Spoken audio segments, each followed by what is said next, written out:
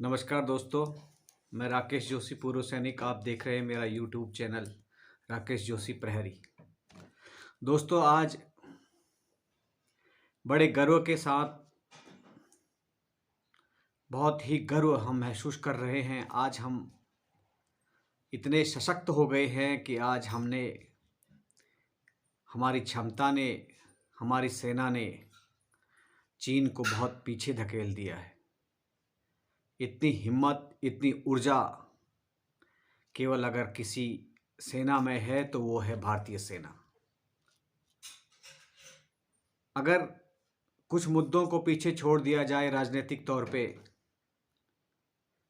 और सेना के मनोबल को ऊंचा रखने के लिए भारत के प्रधानमंत्री जी का धन्यवाद किया जाए तो इसमें काबिले तारीफ है।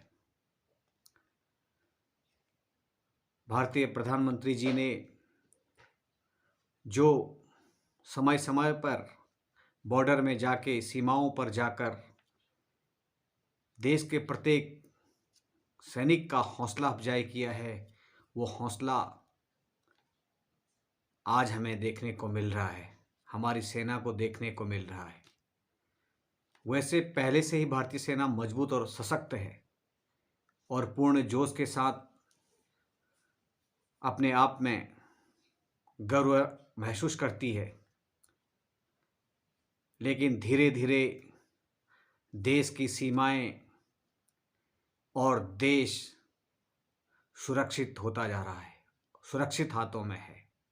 विश्व पटल पर भारतीय सेना और भारत की जो मजबूती एक प्रखर रूप में निखर रही है, उसका श्रेय कहीं न कहीं हमारे देश के प्रधानमंत्री जी, हमारे रक्षा मंत्री जी, हमारी कूटनीतिज्ञ और विशेष विदेश नीति को बहुत अच्छी तरह से जाता है।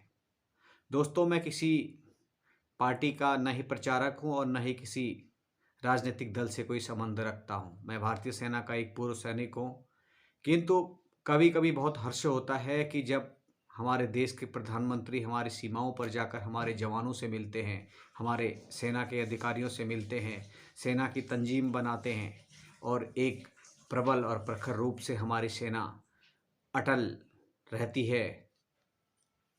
उसके लिए माननीय प्रधानमंत्री जी का बहुत बहुत धन्यवाद है। दोस्तों, देश का आर्थिक और समग्र विकास तभी संभव है जब उसकी सीमाएं मजबूत है, उसकी सेना मजबूत है। किसी देश को सशक्त करने के लिए सर्वप्रथम उसकी सेनाएं, उसके जवान का सशक्त होना बहुत जरूरी है। उम्मीद करता हूं कि प्रधानमंत्री जी भारतीय सेना के सैनिकों, पूर्व सैनिकों, सभी सशक्त प्रहरियों को एक मजबूत दिशा में उनके निर्णयों के भारतीय सेना के परिवारों को, उनके सुविधाओं को भी सशक्त करने की बहुत ज़रूरत है। तभी एक सैनिक सीमा पर डट कर मुकाबला कर सकता है जब वो किसी भी प्रकार से किसी भी तनाव में न हो।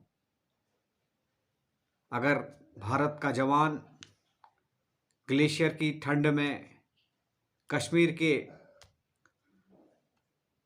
तनातनी में और असम जैसे क्षेत्रों में, दुर्गम क्षेत्रों में अपनी सेवाएं निडर होकर देता है, तो देश का प्रत्येक नागरिक, देश के सभी नेताओं को, प्रधानमंत्री जी, सभी जितने भी मुख्य ओहदेदार हैं, उनका कर्तव्य है कि उनके जवानों के, सैनिकों के परिवारों को, उनके दुख सुख को भली भांति से समझ सके और उनका निवारण कर सके।